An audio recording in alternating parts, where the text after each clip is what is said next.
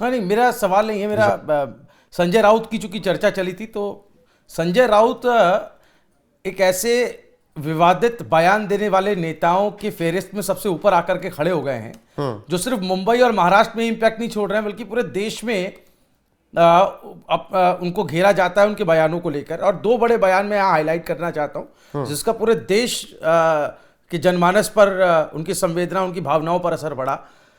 एक, उन्होंने ऑपरेशन सिंदूर को लेकर कहा कि यह असफल ऑपरेशन था जो अभी चल रहा है। अगर आप सेना प्रमुख का हाल का बयान सुनेंगे तो उन्होंने कहा यह अभी भी ऑन है और हम लोग लगातार जो टेरर कैंप्स हैं उनको मॉनिटर कर रहे हैं, उनके खिलाफ एक्शन लेने की हमारी कोशिश चल रही है। तो आप एक तो देश हित में ना बोल करके देश की सेना के ऑपरेशन के खिलाफ जा रहे हैं। दूसरा, आपको याद होगा रोहित, नेपाल में जेनजी जो मूवमेंट हुआ था, ये वही संजय राउत है जिन्होंने इस देश में भी एक आग लगाने की कोशिश इस रूप में की, बयान देकर कि ये भारत में भी हो सकता है।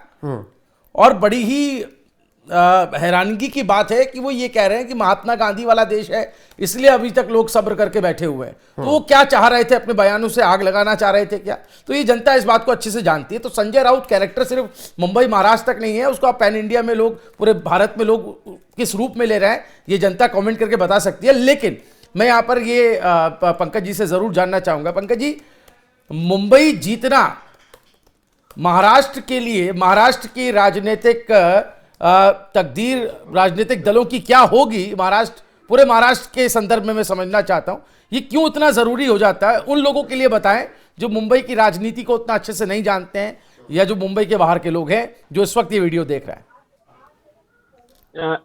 पहली बात ये कि मैं संजय राउत का एक और बयान लोगों को याद दिलाता हूं जी। एप्स्टीन फाइल आने वाली थी अमेरिका में, और ये मुंबई में बैठ के कह रहे थे कि 19 तारीख को एक बड़ा भूचाल आएगा और 20 तारीख को मोदी जो हैं इस देश के प्रधानमंत्री नहीं रहेंगे। वो 19 तारीख बीत गया, 19 दिसंबर। मुझे लगता है कि भूचाल 16 जनवरी को आना था, डेट गड़बड़ हो गई।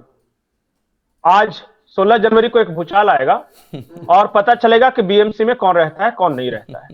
दूसरी बात, आपका जो सवाल है कि मुंबई का इंपॉर्टेंस, देखिए मुंबई में महाराष्ट्र का शायद ही कोई ऐसा गांव होगा या शायद ही कोई ऐसा शहर होगा जहां के लोग मुंबई में नहीं रहते, और देश का भी शायद ऐसा कोई राज्य होगा जहां के लोग मुंबई में नहीं रहते। तो अगर आप बोल सकते हैं कि भारत अगर एक बगीचा है जिसमें तरह तरह के फूल खिले हैं जी, तो मुंबई वो बुके है जिसमें वो सारे फूल लगाए गए हैं। करेक्ट। तो मुंबई जो है वो एक, वहां बोलते हैं ना कि एक चावल का दाना समझ के देश में क्या मिजाज है वो समझा जा सकता है। तो मुंबई में लोगों का जो रुझान है उससे देश का रुझान का पता चलता है कि देश के हर जगह के लोग क्या सोच रहे हैं और उनका विचार क्या है, क्या विचारधारा है।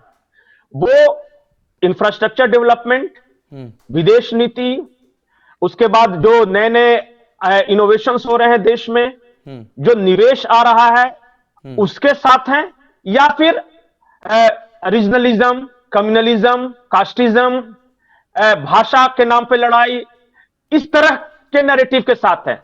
क्योंकि हमने देखा है पूरे देश में एक नैरेटिव चल रहा है। एक तरफ वो पक्ष है जो कहता है नॉर्थ इंडिया बनाम साउथ इंडिया, सिख बनाम हिंदू, इसे फिर वो करता है कास्ट सेंसस, वो बात कर रहा है कि ये रोड पे उतर जाएंगे जेनजी, बांग्लादेश बना देंगे, एक वो नैरेटिव है।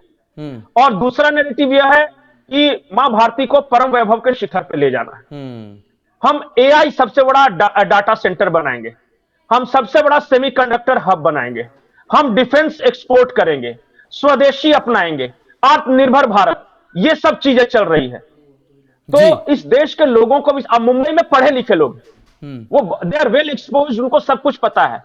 और महाराष्ट्रियन सोसाइटी के बारे में मैं आपको बताया था कि महाराष्ट्रियंस आमतौर पे, जो मैं महसूस किया हूं, जो मैं रहा हूं वहां पे 8-10 साल, महाराष्ट्रियंस बहुत महीन जहीन लोग हैं, बहुत साहित्य पढ़ते हैं, वो कलाकार लोग हैं, उनका नृत्य से, संगीत से, एक्टिंग से, थिएटर से, इन सब से जुड़ाव रहा है।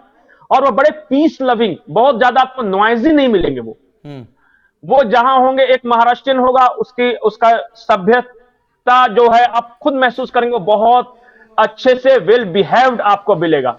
इतना वेल बिहेव्ड फैमिली रहती है कि हम जब पढ़ने जाते थे वहां पे, तो हम स्टूडेंट थे, बिना कोई नाता रिश्ता के जो बगल वाली जो थी महाराष्ट्रियन फैमिली थी, वो हमें नाश्ता बना के पोहा वगैरह भेज देती थी।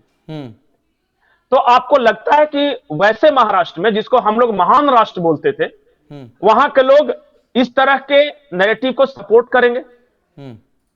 और एक और इंटरेस्टिंग फैक्ट्स मैं आपको बता रहा हूं। एक मैट्रिक्स नाम की संस्था है और उन्होंने मुंबई की डेमोग्राफिक पे एक बहुत अच्छी स्टडी की है। अच्छा। और मैं रोहित से रिक्वेस्ट करूंगा कि अगर वो चला सके बाद में भी अगर स्क्रीन पे, तो बहुत इंटरेस्टिंग है वो। ठीक है। 1961 में मुंबई में 88% हिंदू थे और 8% मुस्लिम और 4% अलग थे। जब ये 2011 आया तो 88% से घटकर हिंदू की जनसंख्या 67% आ गई और मुसलमान की जनसंख्या 8% से बढ़कर 21% तक चली गई। और मैट्रिक्स का ही अनुमान है कि अगर 2051 तक 50-50 हो जाएंगे हिंदू और मुसलमान मुंबई में जी। तो आप जरा सोचिए कि जब 1961 में मराठी मुंबई में 80% थे, 8% से बाहरी थे, बाहरी हिंदू। तो 80% मुंबई जो महाराष्ट्रियन का था, आज 2011 में 67% महाराष्ट्रियन वहां क्यों बचे? और फिर 2051 में जब सिर्फ 54% हिंदू रहेंगे तो महाराष्ट्र की जनसंख्या 24% कैसे हो जाएगी? मराठी क्यों कम रहा है मुंबई में, यह समझने की जरूरत है। विद फैक्ट्स मैंने बताया। जब से यह आंदोलन हुआ, बाहरी भगाओ या इसको अपनाओ, तो प्रवासियों की भी संख्या बढ़ रही है, मुसलमानों की भी संख्या बढ़ रही है जी, लेकिन मराठी मानुष की संख्या कम रही है। वाई? क्योंकि 1997 से तो आप ही है कंटिन्यू मुंबई में राज कर रहे हैं। अगर ठाकरे बंधुओं के राज में मराठी मानुष की संख्या घट रही है मुंबई में, तो इसका मतलब आपका एजेंडा फेक है, आपने काम नहीं किया। और उदाहरण के तौर पर अभी वो पगड़ी चौल वाला बता रही थी साइना एनसी, पगड़ी जो बिल्डिंगें थी वहां पे, वो पगड़ी पे चूंकि किराए पे मिलती थी इसलिए उसका नाम था, वहां पे कभी महाराष्ट्रियंस रहा करते थे। आज आप देखिएगा कि ऐसे विकट स्थिति पैदा कर दी, इनकम का स्रोत नहीं है या लाइफस्टाइल अच्छी नहीं है वहां पे, इतने डिफिकल्ट लाइफ, इस वजह से महाराष्ट्रियन मुंबई छोड़ छोड़ के अपने गांव की तरफ गए हैं। और ये सब हुआ है बीएमसी के कारण। और बीएमसी ही रिस्पॉन्सिबल है महाराष्ट्रियन का माइग्रेशन, महाराष्ट्री फैमिली का माइग्रेशन का मुंबई के बाहर। और इस बीएमसी पर ठाकरे बंधुओं का राज रहा है। बिल्कुल पंकज जी, बीएमसी पर ठाकरे परिवार का राज आज से नहीं रहा, लंबे वक्त से रहा है। कल जब वोटिंग हुई तो सभी मुंबई के वासी निकले, तमाम सेलिब्रिटीज की तस्वीरें भी आपने देखी जो कल वोटिंग हुई। मुख्यमंत्री देवेंद्र फडणवीस पूरे परिवार के साथ पहुंचे, लेकिन जो कुछ विवाद हुए उन पर भी थोड़ा चर्चा करना बेहद जरूरी है। नागपुर में कल बवाल हुआ, बीजेपी के कैंडिडेट पर हमला किया गया जिस पर हमने चर्चा की और उसका नाक को तोड़ दिया गया, हाथ टूट गया, जो मुख्यमंत्री देवेंद्र फडणवीस ने बताया। फिर स्याही वाला मामला निकलकर सामने आया कि स्याही मिटा दी जा रही है, धांधली हो रही है। उन सब के बीच अब जब काउंटिंग का वक्त आया है तो इतना भारी बवाल या इतना विवाद वोटिंग के दौरान क्यों पैदा किया गया? क्यों यह माहौल बनाने की कोशिश की गई कि चुनाव हाईजैक किया जा रहा है विपक्ष की तरफ से? रोहित माफ कीजिएगा, मैं आपको टोक रहा हूं। एक बड़ी इंटरेस्टिंग आ रही, हम बीएमसी पे फोकस करें लेकिन दूसरी महानगर निगमों का रुझान आना शुरू हो गया। मैं एक बार ब्रीफली से बताता हूं कि बाकी जगहों पे क्या है। जलगांव में 12 सीटों के रुझान आए हैं, 6 पे भाजपा, 6 पे शिवसेना शिंदे। भिवंडी में 6 सीटों पे आया, 6 के 6 पे भाजपा आगे है। उसके बाद पनवेल में आया है, 78 में से 7 सीटों का रुझान आया है, 1 है अदर्स और 6 भाजपा। वहां धूले में 4 सीटों का रुझान आया, 4 के चारों पर बीजेपी आगे है। पिंपरी चिंचवड़ में अभी तक 2 सीटों का आया है, दोनों में बीजेपी आगे है। पिंपरी चिंचवड़ इसलिए इंटरेस्टिंग है कि दोनों पवार गुट जो हैं, शरद पवार और अजीत पवार, दोनों मिलकर लड़ रहे हैं वो। उसके बाद जो पुणे का आया है उसका मैं बता दे रहा। ठाणे का 7 सीटों में से 7 के 7 शिवसेना, एकनाथ शिंदे। पुणे में बीजेपी 2 सीटों का है, 2 पर बीजेपी। तो ये जल्दी जल्दी अभी तक जो रुझान बाकी नगर निगमों के आ रहे हैं वो बता रहा था। जैसे आएगा बीएमसी का, थोड़ा लेट है, बीएमसी 10 बजे के बाद से है, लेकिन बाकी जगहों के हम आपको बताते रहेंगे। बिल्कुल पंकज जी, अब से थोड़ी देर में जब रुझान और ज्यादा पुख्ता होते जाएंगे, जब नतीजों में तब्दील होते जाएंगे, उन सब पर चर्चा करेंगे। लेकिन पंकज जी, अगर हम बात करें कुछ, जैसे आप अभी कुछ जगहों की बात कर रहे थे, उन पर आएंगे, लेकिन मेरा वही सवाल था कि विपक्ष की तरफ से इतना विवाद क्यों पैदा किया गया वोटिंग के दौरान? ये भ्रम क्यों फैलाया गया कि हाईजैक किया जा रहा है? जनता के मन में ये विश्वास क्यों डालने का प्रयास किया गया कि वोट डालने मत जाइए, क्योंकि वोट तो हाईजेक हो रहा है, स्याही मिट जा रही है? इसके दो वजह हैं। एक है लोकल वजह, जैसा मैंने बताया कि जितना कम वोटिंग परसेंटेज होता है ठाकरे बंधुओं को उतना फायदा होता है। तो वो चाह रहे थे कि इन सब बातों को सुन के बहुत सारे लोग वोट देने ना आए ताकि वोटिंग परसेंटेज कम हो। एक इंक वाला मामला कल आया था कि एक रिपोर्टर है, मराठी रिपोर्टर है, और वो बिल्कुल शिवसेना का समर्थक है। उसने एक वीडियो बनाया जिसमें कह रहा था वो कि डेटॉल या सैनिटाइजर लगाने से इंक खत्म हो जाता है, मतलब मिट जाता है वो। और इस बात को लेकर कल बहुत बड़ा वितंडावाद खड़ा हुआ। उसके बाद कम से कम सैकड़ों लोग आए और उन्होंने एक्सपेरिमेंट किया, पर किसी का मिटा नहीं। बाद में उस रिपोर्टर को पकड़ा गया, पूछा गया कि भाई तुम मिटा कर दिखाओ। पहले तो वो वोट ही देने नहीं गया था। वो क्या किया था, घर पे एक मार्कर लेके और लगा के फिर वो सैनिटाइजर से दिखा रहा था। तो वो अभी पुलिस की हिरासत में, क्योंकि उसने एक फेक प्रोपेगेंडा फैलाने की कोशिश की। और इसी फेक प्रोपेगेंडा के आधार पे पूरा कल ठाकरे परिवार ने बयानबाजी शुरू कर दी कि जो इंक है वो गलत है। तो इस तरह के भी तिकड़म इस्तेमाल करते हैं। तो ये तो था लोकल फैक्टर। अब मैं आता हूं राष्ट्रीय फैक्टर। इस देश में कोशिश हो रही है कि जितने भी इंस्टीट्यूशंस हैं, संस्थाएं हैं, उन सब पे आम लोगों को अविश्वास हो जाए। जैसे चुनाव आयोग पे अविश्वास हो जाए, भारतीय सेना पे अविश्वास हो जाए, न्यायपालिका पे अविश्वास हो जाए, जांच एजेंसियों पर अविश्वास पैदा हो। क्योंकि जब तक इंस्टीट्यूशंस पे लोगों का भरोसा है तब तक क्रांति नहीं होगी, तब तक लोग रोड पे नहीं आएंगे। क्योंकि लोगों को भरोसा है कि चलिए न्यायपालिका हमारा न्याय कर देगी, या चुनाव निष्पक्ष होंगे, या हमारी सेना अच्छी है, या फिर जांच एजेंसियों का जांच अच्छा चल रहा है। सबको डिस्क्रेडिट करना है, तब इस देश में तख्ता पलट संभव है। और उसके पीछे किस तरह की ताकतें लगी हुई हैं वो सब पता है। जब तक यहां के लोगों को डेमोक्रेसी में पूरा प्रयास इस देश में किया गया जंजीर को भड़काने का। जब नेपाल में हुआ तो कहा गया बहुत दूर नहीं है बिहार, हालांकि बिहार ने बता दिया चुनाव में।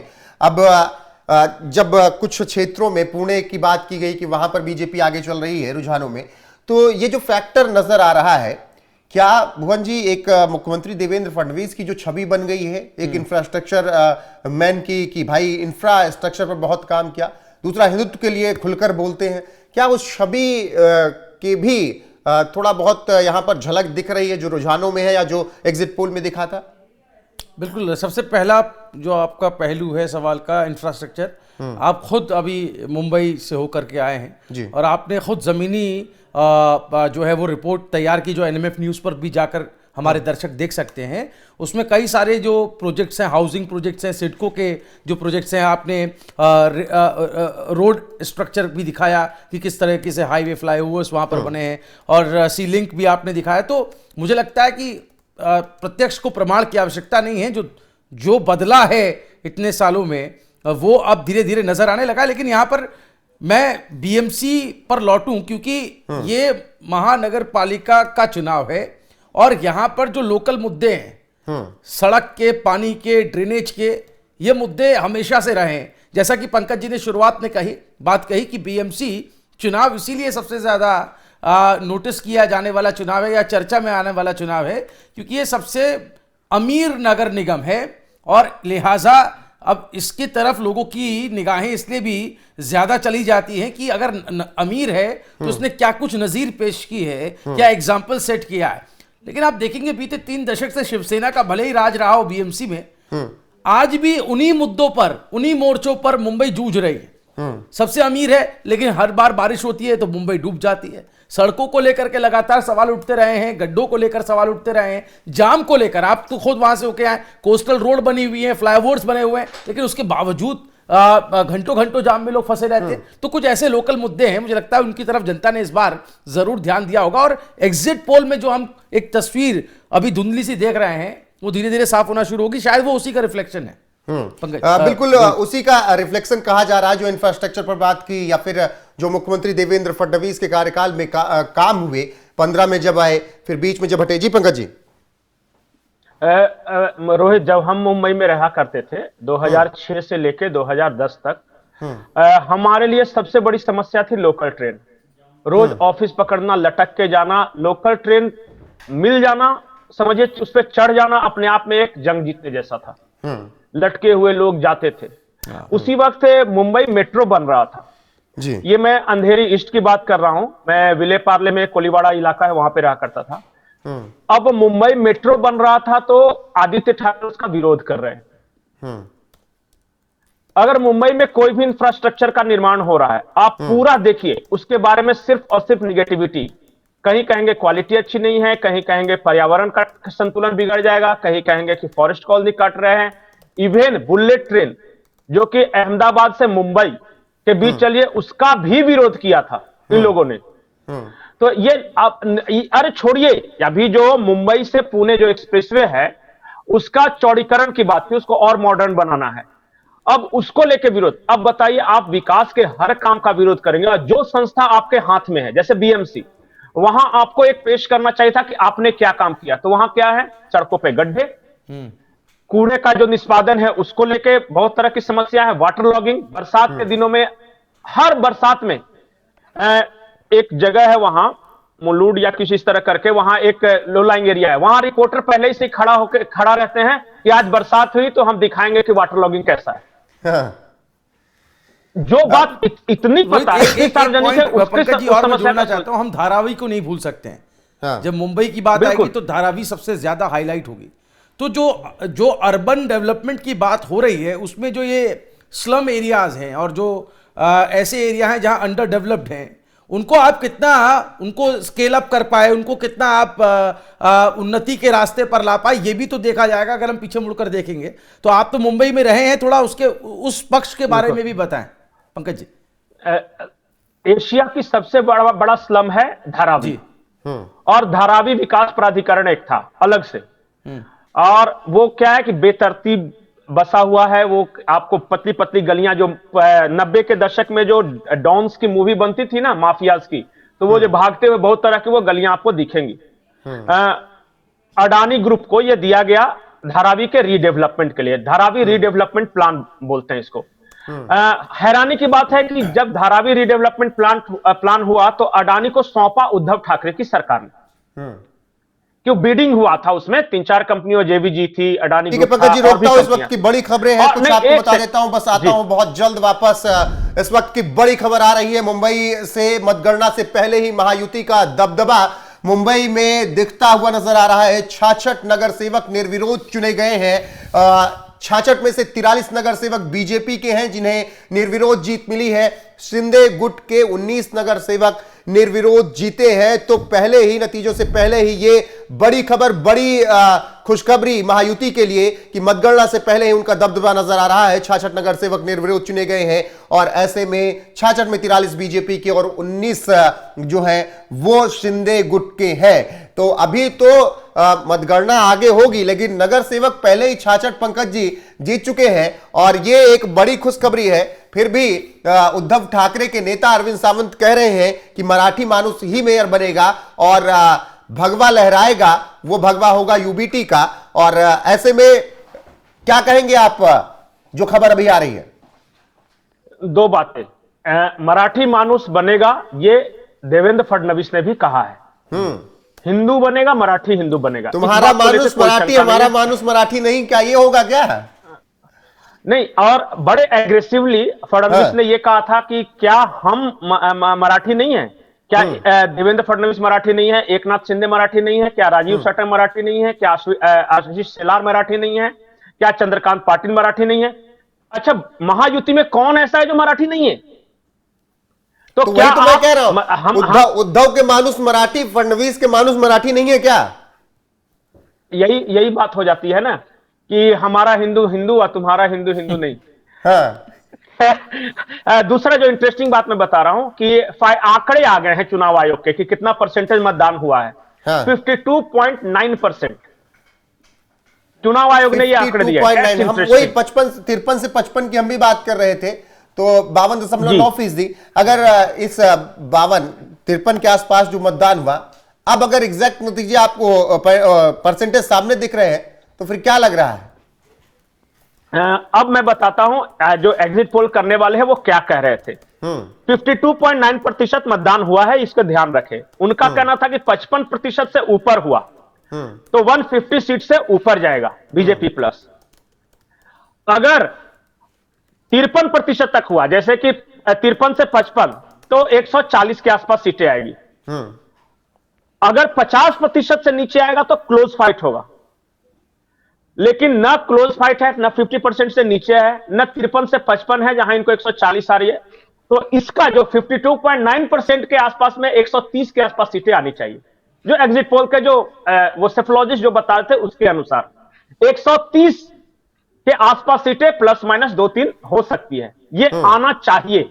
अभी देखिए थोड़ी देर में मतगणना शुरू होने वाली है, रुझान आने शुरू हो जाएंगे। इस बात को याद रखिएगा, 130 227 में बीजेपी प्लस आने की उम्मीद है, और 66 to 68 ठाकरे बंधु आने वाले हैं। 12 के आसपास प्लस माइनस 1-2 हो सकता है कांग्रेस गठबंधन, और बाकी में अदर्स रहेंगे, समाजवादी पार्टी, AIMIM, एनसीपी वगैरह। तो अब जब मतदान प्रतिशत आ गया है, तब मेरा अनुमान ये है, जो कि सेफोलॉजिस्टों के आधार पर, जो कल उनकी बातें सुन रहा था उस आधार पर ये बोल रहे जी। बिल्कुल पंकज जी, और 53 के आसपास जो मतदान हुआ है, 53% के आसपास, क्या यही कॉन्फिडेंस दिखा रहा है यूबीटी को कि भगवा लहराने की बात कह रहे हैं अरविंद सावंत की, भगवा लहराएगा और उद्धव का भगवा लहराएगा? नहीं, 68 सीट में तो भगवा नहीं लहराएगा।